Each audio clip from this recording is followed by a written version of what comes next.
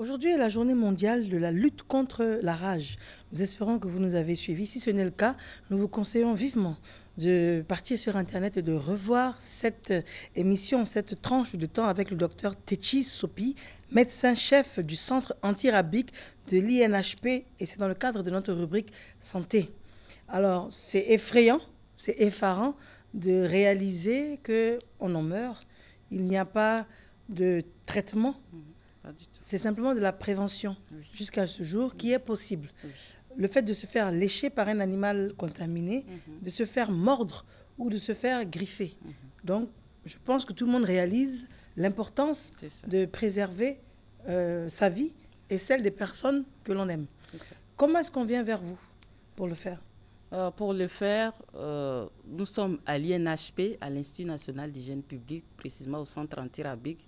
Et j'ai dit tantôt que l'INHP est déconcentré en 28 antennes qui couvrent tout le territoire national. Donc la prise en charge se fait dans tous les centres antirabiques de l'INHP. Et la femme enceinte peut le faire? Oui, tout le monde. Il n'y a pas de contre-indication concernant la vaccination après morsure, griffure ou léchage. C'est une maladie hautement mortelle. Il n'y a pas de contre-indication. Très bien. Un téléphone, docteur? Vous pouvez me joindre au 02. C'est votre numéro que vous donnez? Oui. Je ne conseille pas. Hein. Vous n'avez pas le numéro de l'INHP ou du service? Je pense en tête. Vous n'avez pas ça en tête. D'accord, vous m'en direz des nouvelles. Allez-y. 02 82 13 67. On reprend? 02 82 13 67. Merci, docteur. Et bonne chance pour les appels. Merci. Très bien, il est temps pour nous de recevoir nos invités qui nous viennent de la direction commerciale et marketing à la discrétion de Franck Légré-Olive. Je pense que nous avons un jingle pour annoncer les DCM.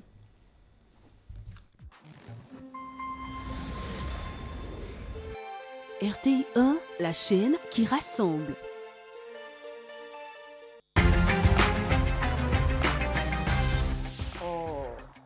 Non, c'est trop bon. Moi, ce que j'aime chez lui, c'est qu'il a réponse à tout. On ne s'amuse jamais avec eux. On ne sait jamais ce qu'ils vont faire. En plus, ils ont des histoires vraies qu'ils racontent. Il y a trop de choses qu'on apprend lorsqu'on la regarde. On est toujours surpris avec eux. Les confessions, aussi palpitantes les unes que les autres. Et ça me manque. Moi, ça me manque des... Leur fraîcheur nous manque. Tous ces moments-là me manquent. Ça me manque des... En tout cas, je rate jamais. Ne vous inquiétez pas, elle revient très bientôt. Soyez là.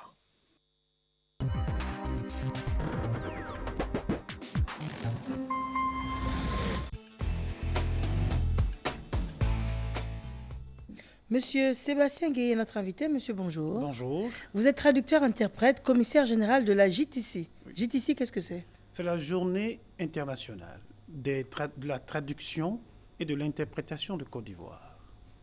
C'est la première édition. Très bien. En quoi va-t-elle consister? La journée internationale de la traduction et de l'interprétation de Côte d'Ivoire est la célébration du métier des traducteurs, d'interprètes, et c'est la célébration de tous ceux qui consomment ces différents services pour qu'on puisse les ouvrir au public. Nous avons décidé que dans le cadre de la journée mondiale de la traduction qui est organisée par la Fédération internationale des traducteurs et par l'UNESCO, en Côte d'Ivoire, on a voulu célébrer à notre tour les interprètes et les traducteurs sous un seul même chapitre. La raison, c'est qu'ils sont tous les jours présents dans notre existence, dans les couloirs diplomatiques, dans les gouvernements. Ils sont présents lorsqu'on envoie nos enfants dans les écoles étrangères. Les traducteurs sont présents partout. Ils sont aussi dans les entreprises. Aujourd'hui, la Côte d'Ivoire s'expatrie, mais les entreprises aussi arrivent dans le pays.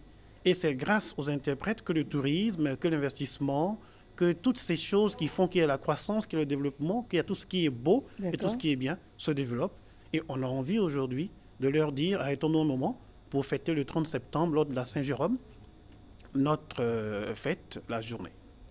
Saint-Jérôme, c'était un traducteur? Saint-Jérôme est la référence en matière de traduction, c'est le père des traducteurs. Saint-Jérôme était traducteur, c'est lui qui a traduit la Bible du grec et de l'hébreu vers le latin pour que l'Europe ait accès aux documents divins. Très bien. Alors, c'est ce vendredi? Ce vendredi 30 septembre. 30 septembre. De Où donc? 8h30 à 14h à l'hôtel Yves Hôtel plateau. Voilà. L'appel que vous auriez à lancer s'adresse à qui? Et l'appel s'adresse à nos confrères et nos consoeurs, traducteurs et interprètes, à tous ceux qui consomment les services de traduction et d'interprétation, et au grand public, parce qu'on ne nous connaît pas. Aujourd'hui, on continue de faire l'amalgame entre traduction et interprétation. Et donc, il est bon que tous, traducteurs, interprètes, ceux qui aiment le métier, ceux qui voudraient devenir ces métiers, ceux qui voudraient savoir ce que ça veut dire, et puis les rédactions aussi.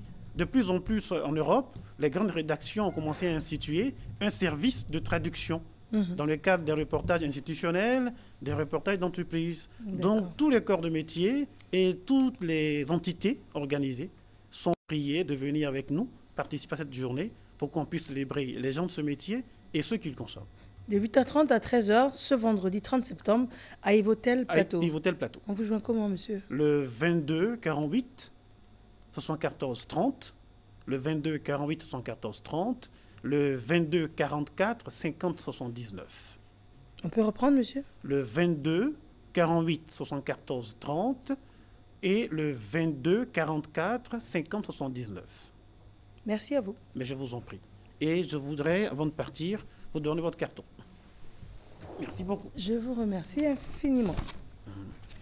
Et le programme ensuite. Très bien, merci à vous. Mais je vous en prie.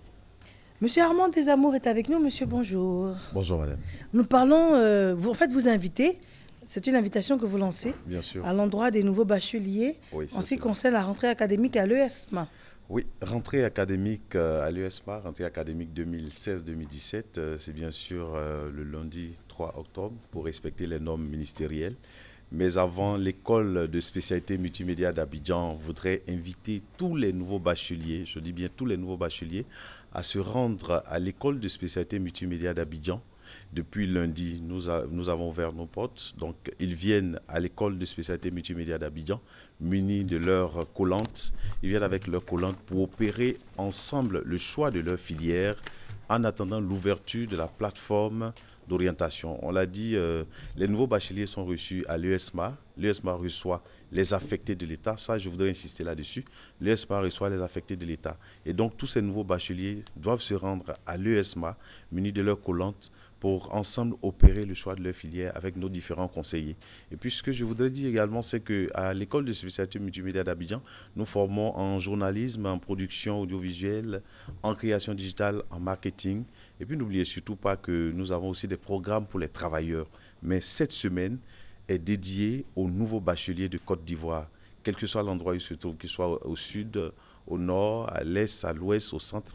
Partout où ils sont, à Issia, à Guiglo, à Korogo, partout, on a besoin qu'ils se rendent à l'ESMA, munis de leur collante, pour ensemble opérer le choix de leur filière. Et c'est quand la rentrée à l'ESMA? C'est le 3 octobre, pour respecter les normes ministérielles, on l'a dit. Et puis également, je voudrais souligner que nous avons le test d'entrée à l'ESMA qui est lancé depuis pratiquement 2 semaines. Il faut se rendre également à l'ESMA, muni de son diplôme.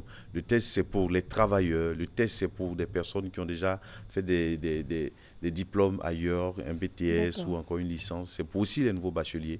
Mais je voudrais insister sur l'invitation des nouveaux bacheliers à l'école de spécialité multimédia d'Abidjan. Depuis cette semaine, donc, la semaine leur est dédiée. Il faut qu'ils nous rejoignent à l'USMA, munis de leur collante, pour ensemble opérer le choix de leur filière, comme je l'ai dit, en attendant l'ouverture de la plateforme d'orientation. C'est le message essentiel. Alors, pour joindre donc les services de l'USMA, il faut composer le 47 38 18 04, le 47 04 76 02 ou encore le 22 47 11 12. Je reprends, 47 38 18 04, 47 04 76 02 ou encore le 22 47 11 12. L'ESMA, l'école qui professionnalise votre talent. Je vous remercie. Voilà. Nous allons recevoir à présent une autre star. Je ne vous en dis pas plus, une petite compile l'annonce beaucoup mieux que je le ferai.